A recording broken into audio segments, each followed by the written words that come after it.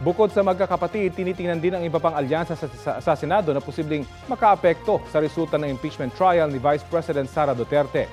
Ayon sa isang eksperto, posibleng malaking konsiderasyon sa desisyon ng mga senador ang kanilang political survival. Balitang hatid ni Maki Pulido.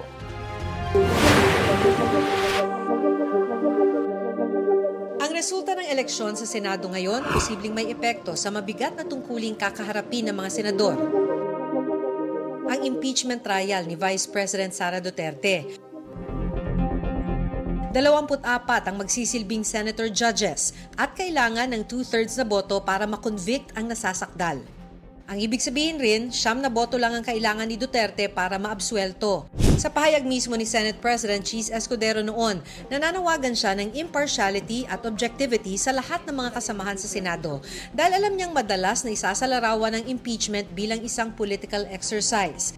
Kung sisilipin ang nabubuong composition ng Senado, anong posibleng maging epekto nito sa paglilitis sa bise? Sabi ni Professor Aris Arugay ng UP Diliman, maituturing ng pro-Duterte ang tinatawag na Duterten na sina re-electionist Senators Bongo at Bato de la Rosa at Congressman Rodante Marcoleta. Ganito na rin ang turing ni Arugay kina Senador Amy Marcos at Representative Camille Villar dahil kapwa inendorso ni Vice President Sara Duterte ilang linggo bago ang eleksyon, pero bahagi rin sila ng alyansa ng administrasyon na ikinampanya ni Pangulong Bongbong Marcos. Daratnan ng 5 yan ang mga incumbent senators na itinuturing na pro-Duterte, sina Senators Robin Padilla at dating running mate ng dating Pangulong Duterte na si Alan Peter Cayetano. 7 na yon. Kung pag-usapan natin ng impeachment, ang magic number kay Sara Duterte ay 9, di ba? For acquittal. Kapatid ni Cayetano ang re-electionist at pasok sa Magic 12 na si Pia Cayetano pero tumakbo siya sa slate ng Pangulo. Gayon din si Camille Villar, kapatid ni Senador Mark. It remains to be seen whether on certain issues hindi sila boboto ng pareho. Historically, they tend to, yung mga magkakapatid, lalo na kung full siblings, ito yung impluensya nung dinastiya sa Senado.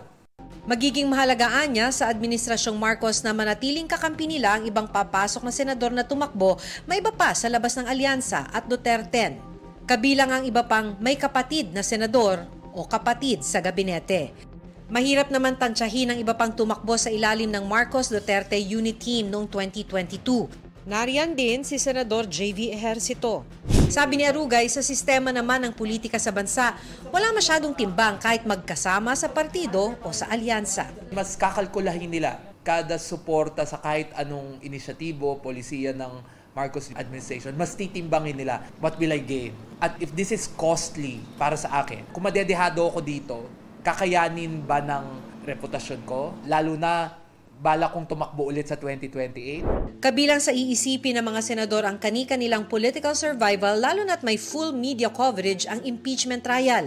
Kaya magiging mahalagaan niya ang bigat ng ebidensyang ihaharap ng mga prosecutor sa impeachment trial. Kasi yung proseso ng trial, pwedeng magkaroon yun ng impact. Kasi itong mga senador na to, hindi lang naman nila iisipin yung kanino ba ako may utang na loob.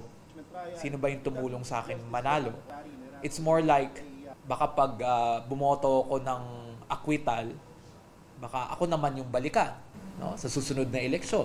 Inaasahang sa July 30 mag-uumpisa ang impeachment trial batay sa naunang inilabas na timetable ng Senado.